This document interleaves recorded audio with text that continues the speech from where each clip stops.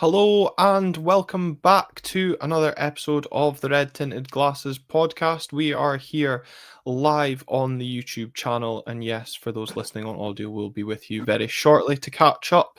It may be a few days later, but better late than never, as we are here with Andy Skinner reflecting on the Dons 1-0 victory at Rugby Park. We'll also have some thoughts. Of course, Don's back in European action. A few of you already maybe on the way and heading out to Larnaca. But Andy, great to have you back, first of all, and also reflecting on a win as well. Yeah, absolutely. A much needed win. Just when you look back at the follow on from Athens going into Hibernian a week past Sunday, knowing that we had a midweek game against Kilmarnock. I mean, I was on this podcast prior to the Kilmarnock game, and it was all feeling pretty gloomy, shall we say, as regards to just what the narrative was. Now that we're, beyond that, knowing that we had several days to sort of stew over whatever result was going to come from that,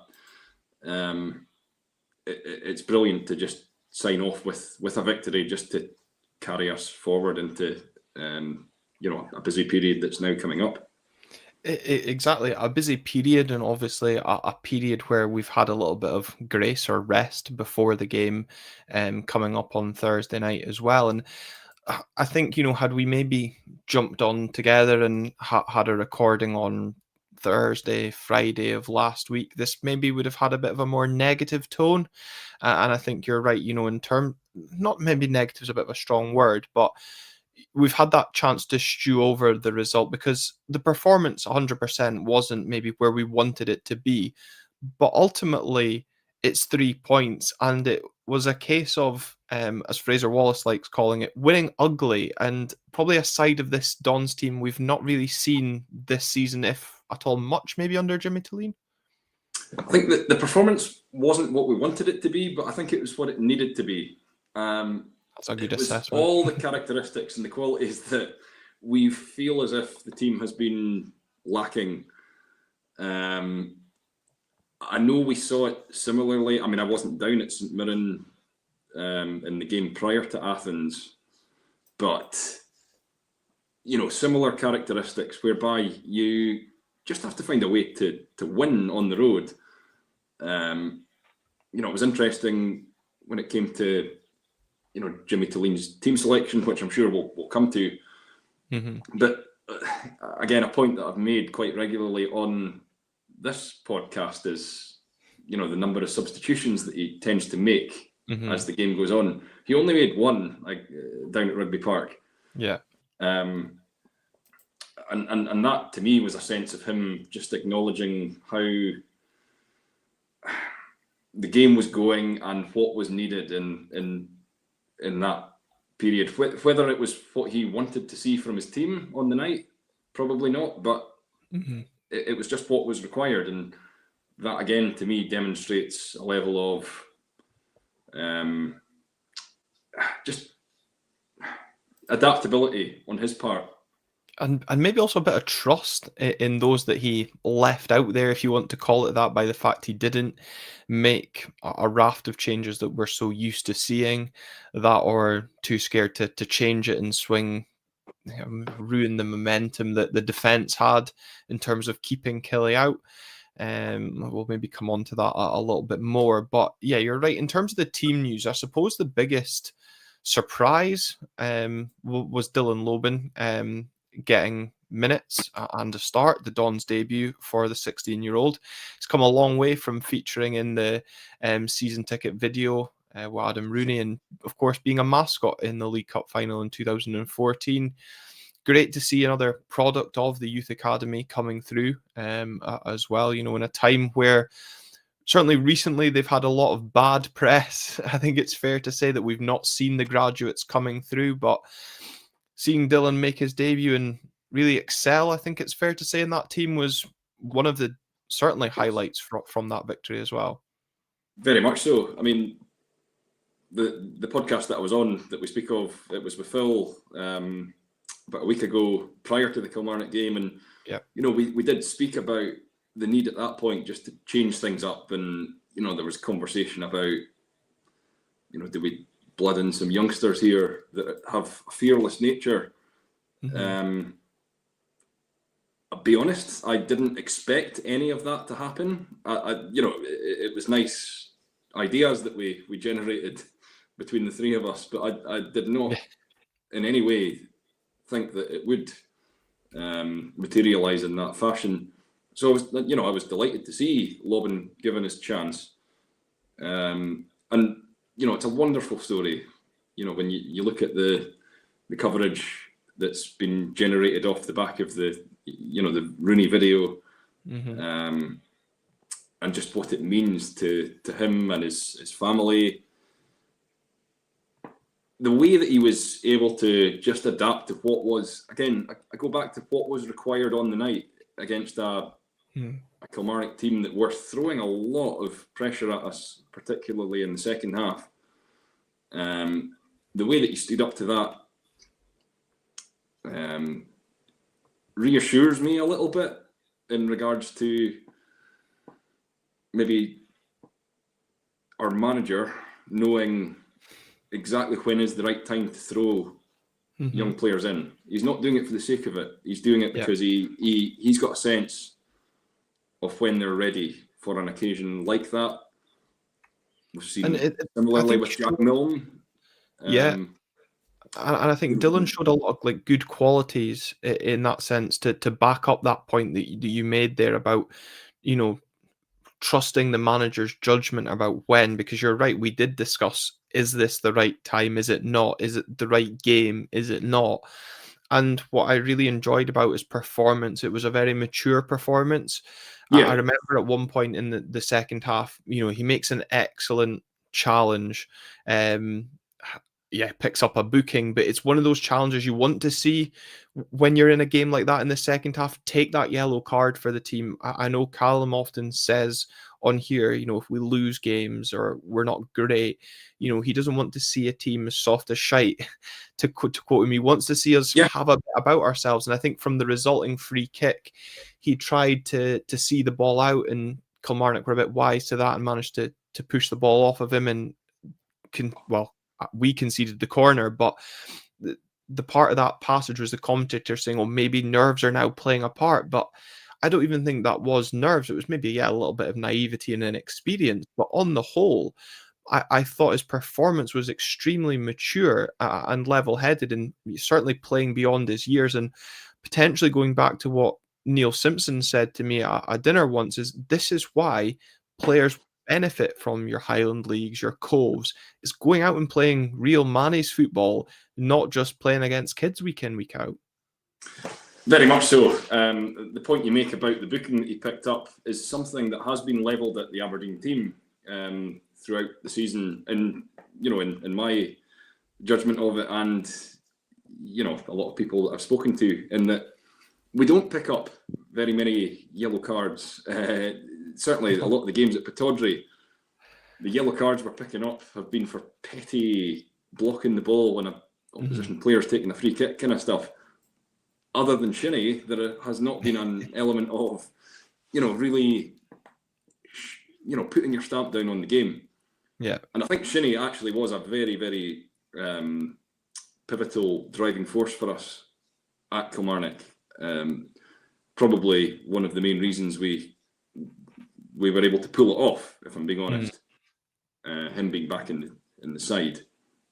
But the point that you make in regards to the pathway, it's really refreshing when you do see players that have done that come into the side and kind of show a little bit of that dig. It gets the fans going as well, though. You saw the scenes at the end of the game. It was Dylan's name being chanted as one of our own instead of Graham Shinnie. And I think, the challenges like that, as Graham Gibbs said in the comments, liking that booking, it gets the fans on side. Fair play to Dylan at that age, going and living out a dream, me and you can only wish we achieved. I mean, I was lucky to grace the Pittodrie turf at a halftime challenge once, and you and Lewis Miller love, taking the piss out of how badly I mucked that up. But it's something that he's going to remember, and I think, fantastic to go and then see him, back that up. For me, I put the booking up there alongside the clean sheet and the 3 points, because it just shows not afraid to get stuck in. But particularly when there has been such an influx of players from overseas as well, and it has been quite a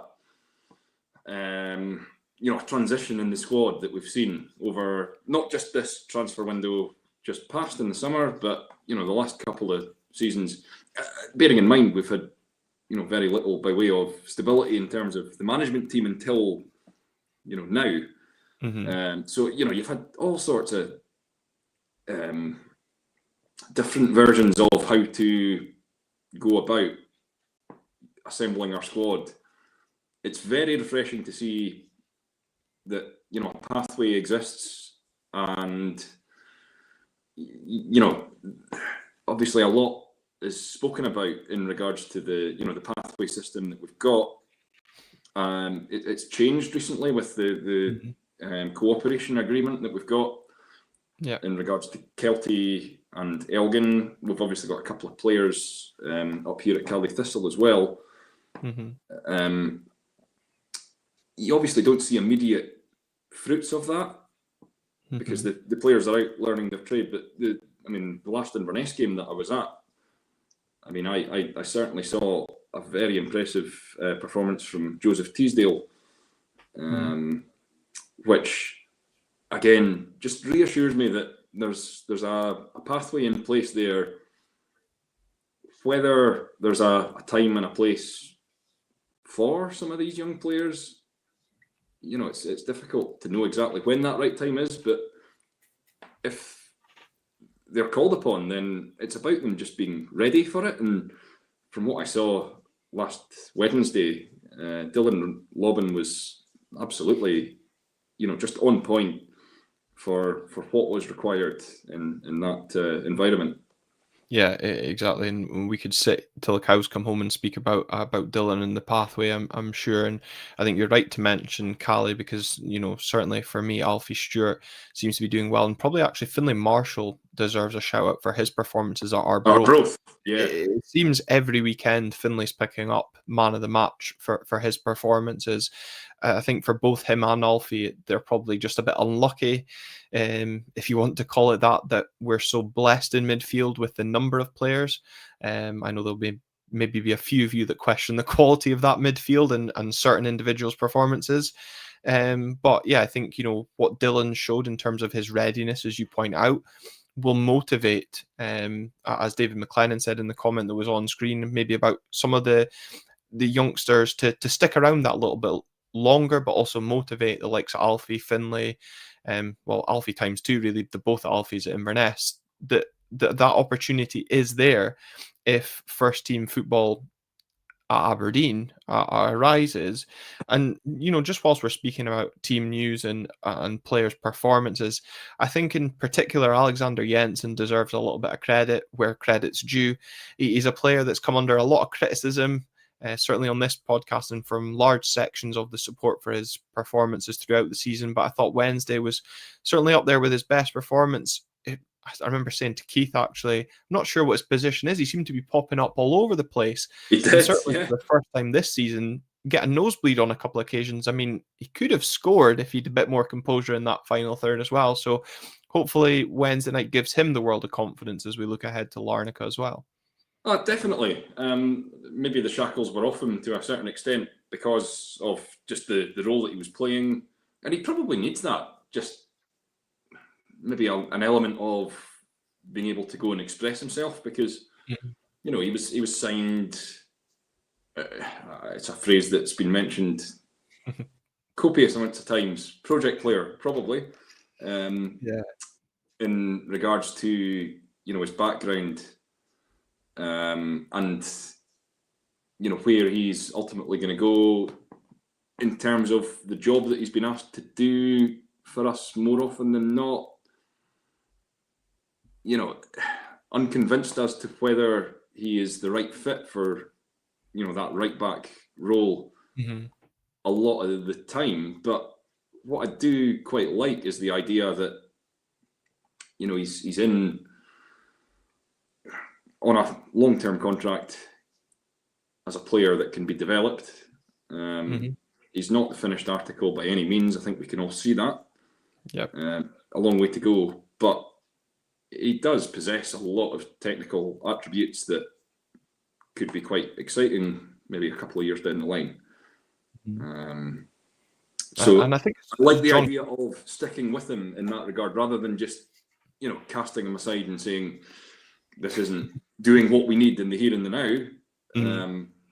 And trying to actually make an effort to develop him. That's something that I'm all on board for. Yeah, and it's interesting seeing some of the comments. John Kelo saying that, he's a better player than people give him credit for. He's just not quick enough for a wing back. His end product is poor. Probably agree with his end product. Yeah. He certainly gets in all the right areas, but often that final ball lets him down. Graham Gibbs saying that he felt Jensen's wholehearted, but looks really uncomfortable at left wing back. I actually thought he looked more assured at left wing back. Maybe that's just given the opposition, but also just whilst we were discussing Jensen and remembering he was playing at left wing back, I think as well, possibly something that really helped Dylan in his debut is probably playing alongside someone like Nicky Devlin at right centre back, someone that I'm sure could coach him through that game excellently.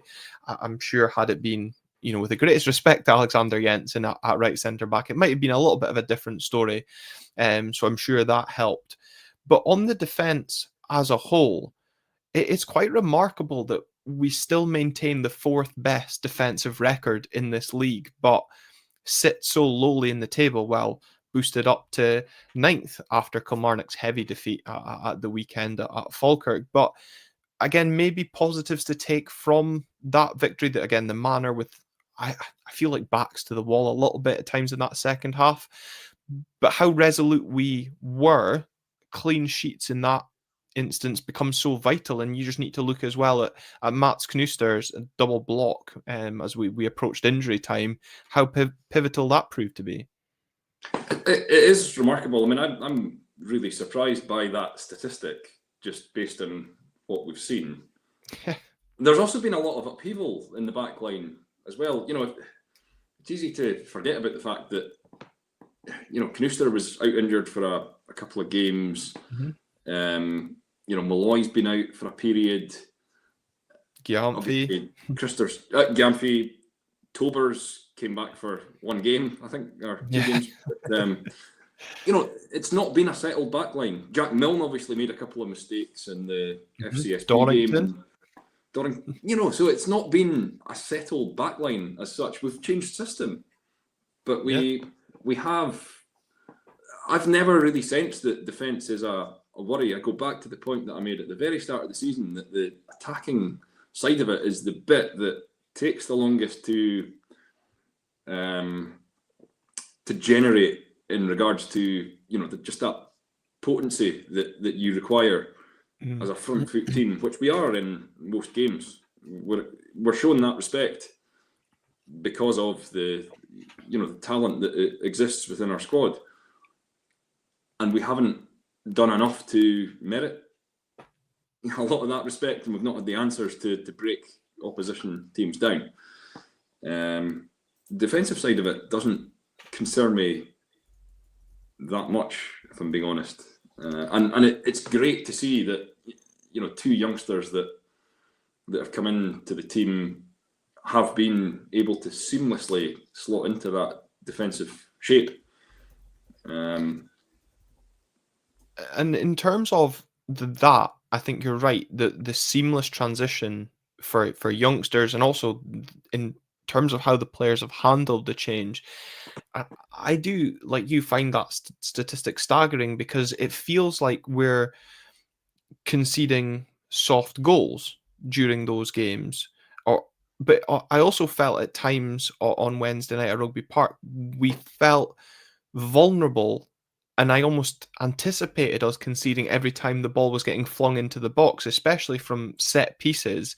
Yeah. And I don't know about you, but there were certainly times in that second half where Dimitar Mitov wasn't instilling me with a lot of confidence, and he's not that imposing figure when he's coming for balls. I thought on a couple of occasions he flapped. There was obviously the disallowed goal in the second half, which was offside. I just wonder, had he been onside, if that would have been given as a foul on Mitov. For me, probably not. I don't think he was particularly convincing in that manner. But yeah, again, going back to what you said, overall, the defense isn't causing me problems, and I don't feel it as a problem area of this team. Yet on Wednesday, I did get concerned every time the ball was going into our box. We looked nervous. Yet we've come away with a clean sheet. Yeah, no, to be honest, I'm going to contradict myself massively here, because it's just because the game was a good few days ago now, so there's maybe a little bit of recency bias with the whole thing. But no, the heebie-jeebies were very much in force during the second half of the game. There were a number of occasions where you were just sort of waiting for the net to bulge, set pieces in particular, actually. But again, that's more of a kind of setup problem rather than a fundamental how we're defending thing. And Mitov, yeah, I'm not, calling for him to be dropped or anything like that, but I do get the sense he's quite an erratic goalkeeper that,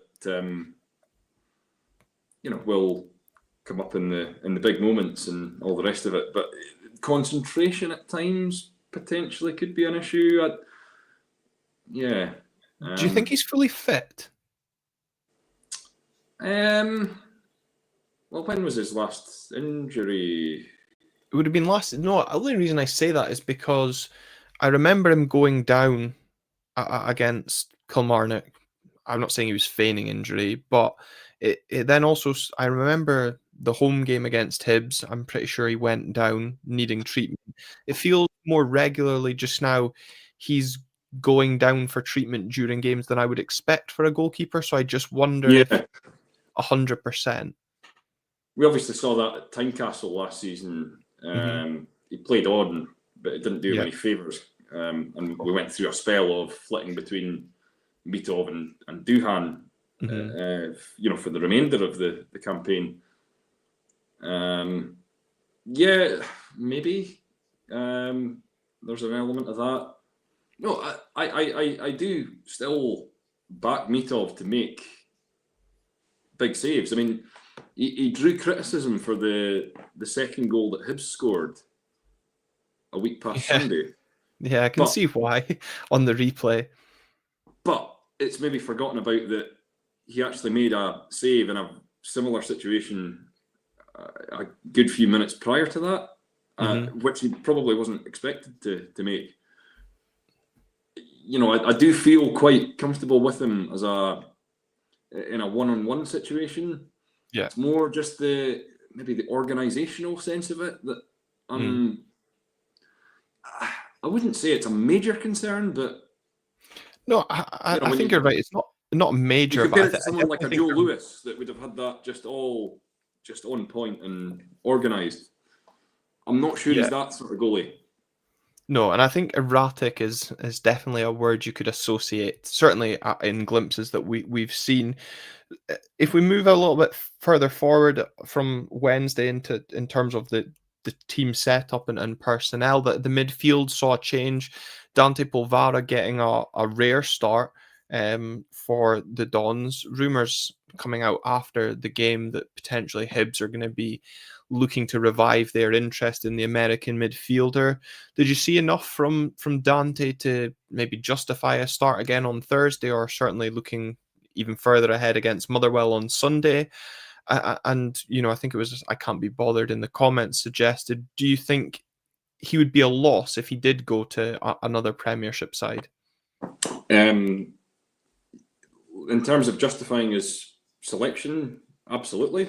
In the sense that he was part of a midfield that ultimately won the game. And I think regardless of how you do it, he played all 90 minutes. Again, it comes back to the point of how do we win matches and what are you actually looking for? But ultimately, he put an incredible shift in. Mm-hmm.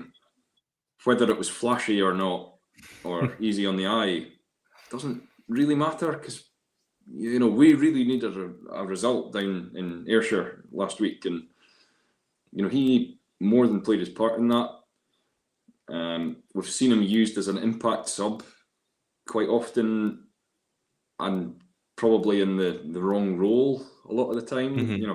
As a left winger at times, and that really doesn't do Dante Polvara justice. He's a very technically gifted player.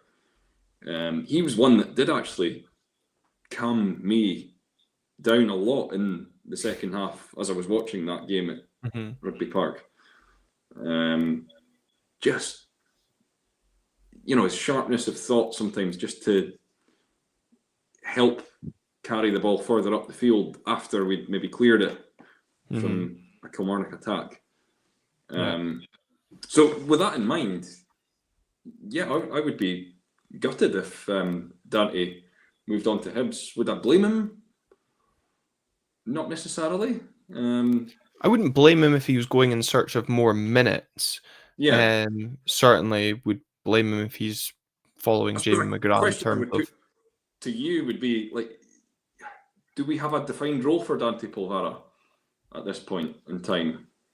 Well, I think you hit the nail on the head in terms of when he comes on. I know Paul Donaldson speaking in the comments about how he normally does well for us in Europe.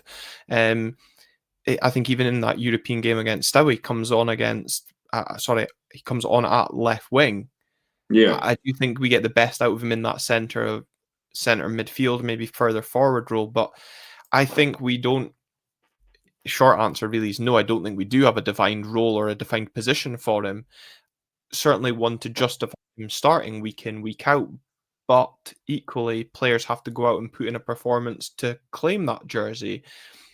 He certainly did enough in that first 45. Probably unlucky not to score with a rasping shot as well. Yeah. I think the second half passed him by a little bit, in my opinion, but I don't think that's something you can accuse just at Dante. I think you could accuse that a lot of players. Kevin Nisbet, I'm looking at you because I thought his impact as a sub was next to nothing. And to be honest, I was actually really disappointed with the impact Kevin Nisbet brought when he came onto the pitch. Yeah, he looked to run about a little bit, but for me, fell down too easily, and we kind of lost that out ball, that little bit of hold up play that Lazetic was bringing. Don't know if you felt the same. It's definitely a sense that I've got. If it's down to me, I would be having Lazetic as our main centre forward. It's just about managing what's needed in different spells of games, because invariably, I suppose, whoever starts is going to be replaced by the other one. Yeah. But I for the latter stages of the game where we need someone to hold the ball up, we really could have done with Lazetic, but then again, he was probably knackered. Well, also walking that tightrope of a booking that he picked up as well in the first half. I thought it was maybe a bit. Sorry, I thought it was maybe a bit telling that Yengi was warming up towards the end of the game and looked set to come on. Not sure. I doubt it would have been for Kevin Nisbet. I know he did pick up a little bit of a knock, but I wondered if he was, Jimmy Tulane, looking to go for two up top, and if that's something that we maybe need to consider. But I mean, the formation, and again, this is probably going to come back to your point around the attacking side of our game not yet clicking. Is that because of the reliance on the wingers or not having that defined out and out striker and knowing what their role is? But we all know what Kevin Nisbet's all about. He's been among the squad for a long time. He was obviously late in arriving in regards to the summer transfer window. He's a penalty box striker, but it's just not happened for him. Yeah, and maybe that is a byproduct of us as an attacking unit not having enough by way of service to him. Whereas, Lazatic has impressed because he has a different skill set altogether, where he's much more active when the ball is in some of those sort of middle to third areas. He's able to. I mean, the whole Robbie Dees thing was quite, heartening to see in a way. On that though, are you surprised that didn't go to VAR at all? It seemed. I don't know if they did have a check at it, but I have to say, given the comparison to Jaden Richardson's sending off for his lash out at Alaversa, I have to say I'm very surprised. Who knows with VAR? I suppose this weekend shows that we really don't know. Trusty in the Old Firm game yesterday. I'm not really sure where I stand on that one. Yeah, I mean, I was kind of half expecting something to come of it, but it just the point that I was fundamentally making was that Lazatic was kind of up for that battle in a way that Nisbet might not have been. As I say, he's one that has been guilty of letting frustration get the better of him in the latter stages of some of the games at Pittodrie that we've been losing. Petty bookings, just standing in the way of free kicks. Carlson had one of those, I think, towards the end of the Hibs game as well, which was, to be fair, unlike him. But well, he also had one against Kilmarnock on Wednesday night as well for, I don't think it was he didn't retreat or something. He picked up for me a silly yellow card as well. Yeah, as I was actually just trying to find, because Marko Lazatic is you're right. He's up for that fight, and I do think that fight is it is great to see, and it's refreshing. But he's picked up 3 yellow cards now in the league. That booking that he picked up at Rugby Park, I knew he must be close to a suspension tightrope. And when you've Nisbet not scoring, Yengi, well, jury's out. There's can't be bothered saying time to unleash Peter Ambrose. He's scoring development squad just now, but that striker that is getting that little bit of momentum, is ruffling the feathers, is likely to get the attention of referees. And yeah, for me, it's a little bit that, as good as Lazatic has been and is showing signs of, the yellow cards, how quickly they can tot up, could count. That's true. It's something that you have to be cautious about. But again, we say all that about his ruggedness and readiness to compete with defenders. He's the one that's shown a bit of end product as well in regards to the goal that he scored against St Mirren.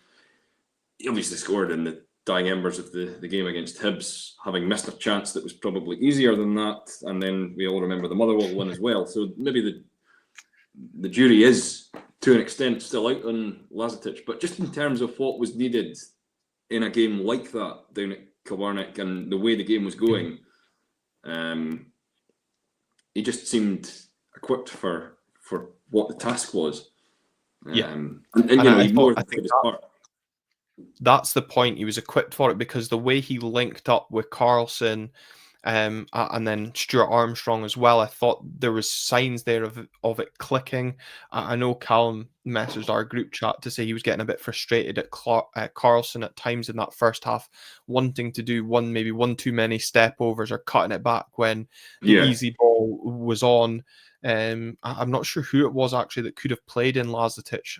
I'm not sure if that was at 1-0 and we opted against it, and that was certainly an opportunity missed. I just wonder as well from Wednesday night how much confidence Stuart Armstrong's going to take from that goal, playing in that further forward role. I think that it's a great finish. I don't think it's really kind of noticed how deliberate his shot into the ground is to get that power and spin away from the goalkeeper as well. And just shows, again, for me, he's been a great signing in terms of his vision in that middle of the park. But he can add goals. We've seen it in his spells at Dundee United and his spells at Celtic as well. Now, hopefully, we're going to benefit from him doing that for the Dons. Oh, very much so. I mean, he's a class act.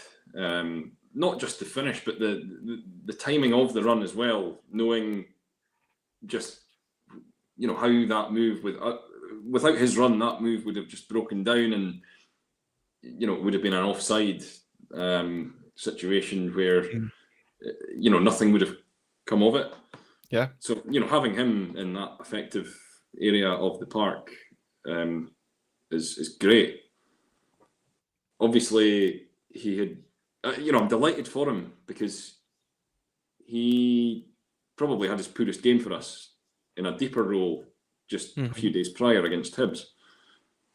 And that, set up alongside Ayrshire just did not function. No, true. So, to see him, given a slightly different role, given his experience, he's the sort of guy that you would back to perform in any role that's asked of him. But in terms of trying to get the best out of him, it was infinitely more effective on Wednesday. And as I say, the run and, as you point out, the finish was a game changer for us, ultimately. Well, ultimately, as it proved obviously to be the match winner, as the Dons claimed those 3 points, is back-to-back 1-0 away wins. And whilst we might not have played well in either of those victories, ultimately it's 6 from 6 on the road. And I think the nature of the victory on Wednesday night at Kilmarnock is going to give this squad a huge amount of confidence. Whether that's for Thursday night remains to be seen. But I think going forward in the league, because the league is so tight, is 6 points separated, certainly at the time of victory against Kilmarnock. I haven't looked at the table since, but it was 6 points from 3rd to 11th. That's how cutthroat the Premier is going to be. If you can just get on that run, as I spoke to a gentleman when I was out with a dog yesterday, who said to me, if we just picked up a victory in the Livingston or Falkirk home games, would be higher up the table. But it is what it is, and I think possibly a little bit of a blessing that the league is so tight for us, given our poor start. Yeah, I mean, it's been like that for the last few seasons, to be fair, whereby there isn't really much that separates a lot of the teams. It's just frustrating, I suppose, that when you mentioned the Livy and Falkirk games, it's a bit of coulda, shoulda, woulda. True. Ultimately, I still retain belief that we're still building something and that better is still ahead of us. It's just where the Kilmarnock game was very reassuring was the fact that we were able to just adapt and react to what was required in terms of our performance that night. No element of trying to be flashy and build to something that we're hoping comes in months, years to come. The Hibs performance seemed a little bit like that. There is still a little bit of wherewithal within the squad and the manager to recognise what is needed to get 3 points when needed in a difficult environment, difficult pitch, all the rest of it. And it just buffers things nicely coming into, as I say, a busy spell that's coming up. And I think, again, that highlights the importance of that victory, because as you rightly point out, now we are coming into that busy spell, and again it comes back to that.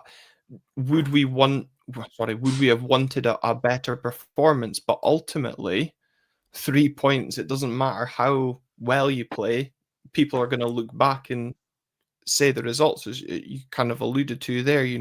We can reflect on the Livingston, the Falkirk games to a degree, but we are where we are, and we can only now look forward. Yes, we've got that game coming up on Thursday, but that Motherwell game, is shaping up to be a huge game given their result at the weekend. They'll be looking to bounce back from a heavy defeat. but we'll also be looking to build on a positive result and look up the table and stop looking over our shoulders. Well, Motherwell are a team that we're very familiar with, having been knocked out in the cup by them, and then I suppose the game down at Fir Park was one where we changed the system, and the general mood around doing that was positive. It was a kind of freakish last couple of minutes that really made it look different, I suppose. But in terms of different styles of play, Motherwell's manager Jens Bertholascu has obviously come in with a blueprint that reminds me a little bit of what we saw at the beginning of last season in regards to Jimmy Tillin. Mm-hmm. Is a result like that at Hampden, they're 6-0 against Celtic, where it's been sussed out a little bit. Yeah. Well, hopefully that doesn't mean they bounce back with a 4-1 victory and then go on a terrible run. They start terrible and straight away. They can save that for the next week. Yeah. And I just hope that I just hope that Jimmy himself has been observing and learning about what is required in the vast majority of Premiership matches, where it is invariably tight, and you do have to pick and choose your moments where you unleash some of that flair off the back of winning the battle in the first instance. That is crucial. You get the odd game, like we've won 3 games in the league. 2 of them have been scrappy away wins, but the home victory that we've had was against Dundee, where we wiped the floor with them. But that doesn't happen very often. You do have to manage the game before you're gonna win that ultimate battle. And that's the thing though as well, like we're not wiping teams away, as you've said, and Lee Seymour, just to kind of sum up some of the comments on the game. Lee Seymour saying that he would like to see us batter another 3 or 4 teams, certainly around us in the league table, to convince him that we've turned a corner.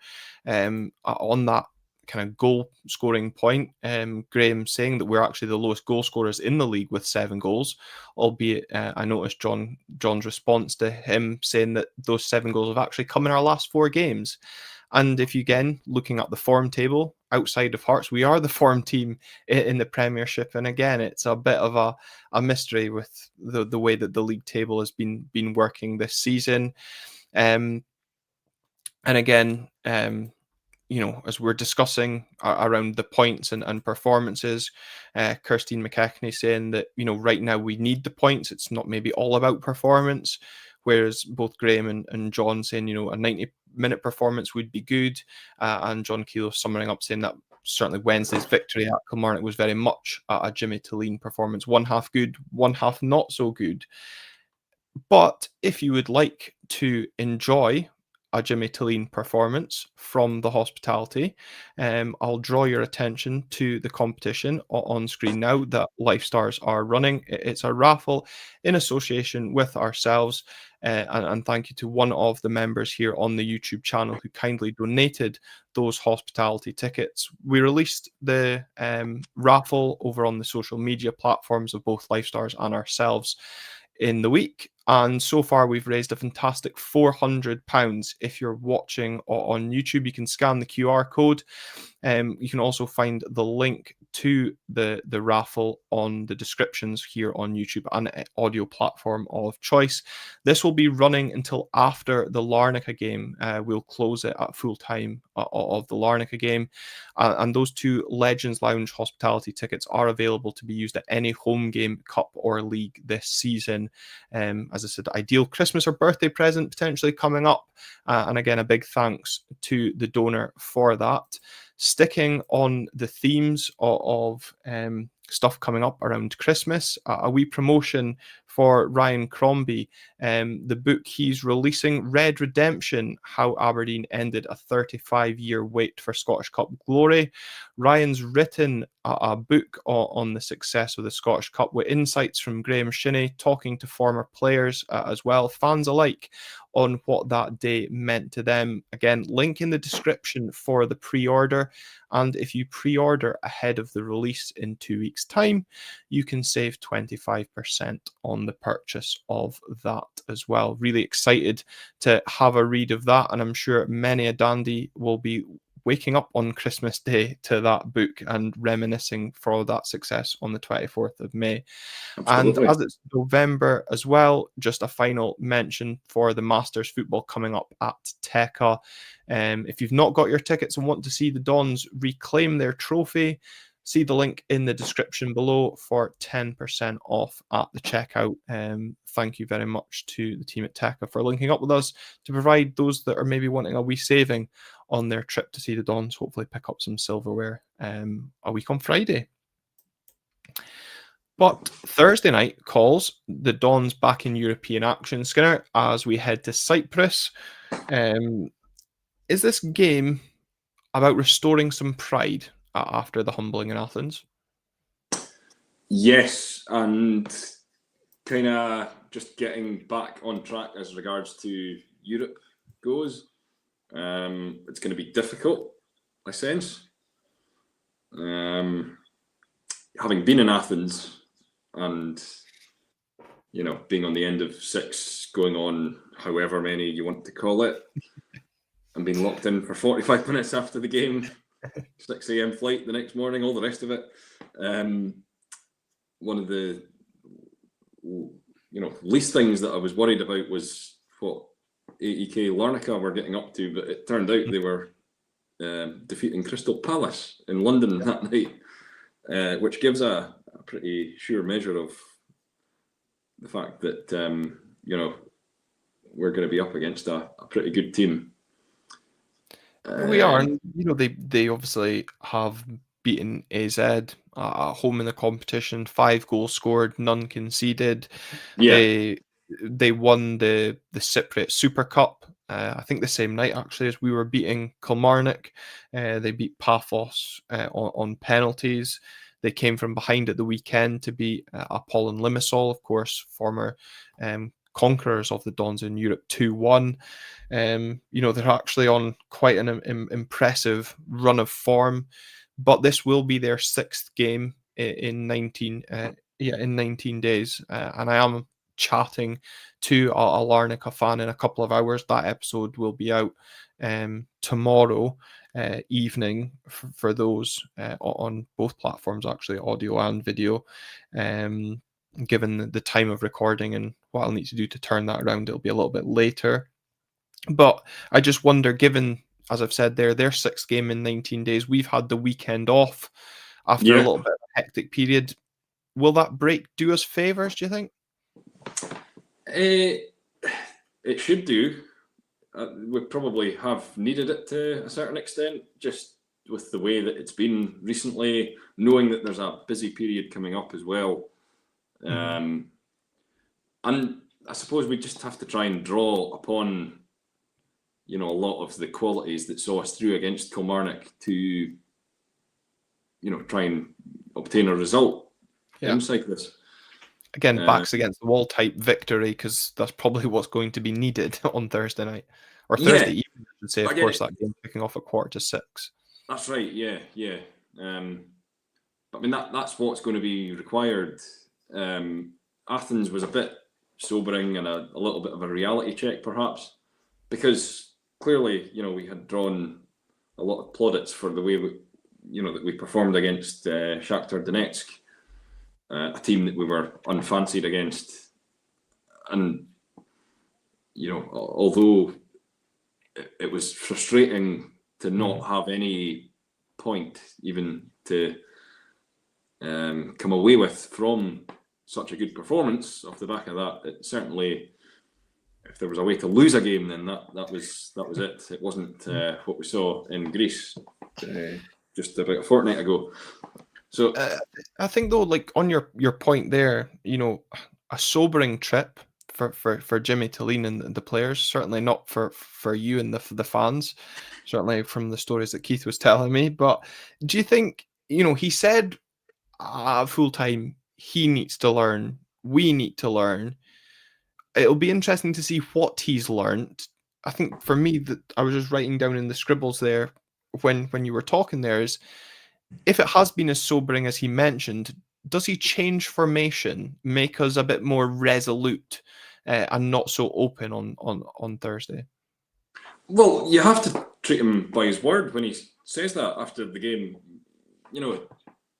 He did seem, to be fair, I was in the air for quite a bit off the back of the match, so I didn't pick up on too much of what he was saying about it afterwards. But it did sound as if he didn't see it coming. I don't think I think it genuinely took him aback as to just the way that match unfolded. You saw it with a first half substitution. That's always a sign of a manager that is hot under the collar, shall we say.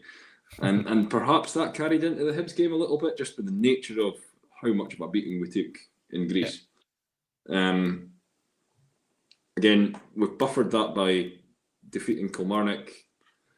We're going to be coming in against a team that's been busy recently, generally in good form. Is this? I haven't looked into it. Is it the same stadium that we? It is. We played Apollon Limassol in. Yeah. Mm-hmm. Quite a hostile environment. If that. Yeah. Close to the pitch. I think it's where Cyprus play their national games. If I'm right.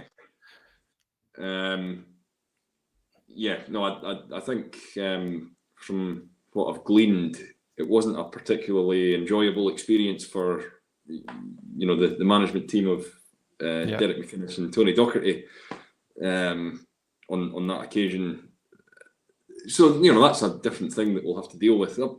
Obviously, when it came to Athens, there was a lot of warning about what it was all going to be like there. The ultras were banned from the game, and within the ground, it felt actually quite sanitised.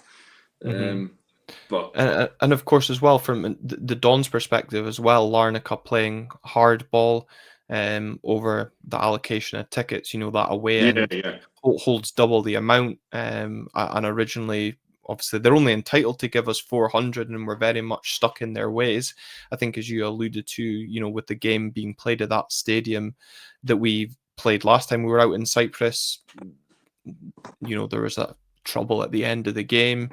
And I think that they were keen not to see a repeat of those scenes, and was why our ticket sales were limited. But excellent work by the club to get that 800. I think it's just a shame that, again, like most of the trips we're going to see this season, the demand has exceeded the travelling support, which is a shame. Just hope those that are lucky enough to be in the stadium on Thursday aren't subject to a performance that you were unfortunately subject to a couple of weeks back in Athens. I do expect a couple of changes from Jimmy Tillene on Thursday, but as I said, we'll maybe cover that on the insight with the opposition fan that I've got coming up. But yeah, just interested to hear your thoughts around the change, and if the kind of the timing of the game comes at a good time for us as well. But we'll be back to league duty on Sunday, hopefully back on Friday evening with a review podcast of that game on Thursday. If not, we'll be back after the Motherwell game, of course, going into the international break, catching up on all the action involving the Dons. If you're travelling to Cyprus, safe travels, stay safe. And for those who have been watching, remember to leave a like, comment down below. See the stuff that we've been discussing with the links in the description box as well. Until next time, we'll see you then.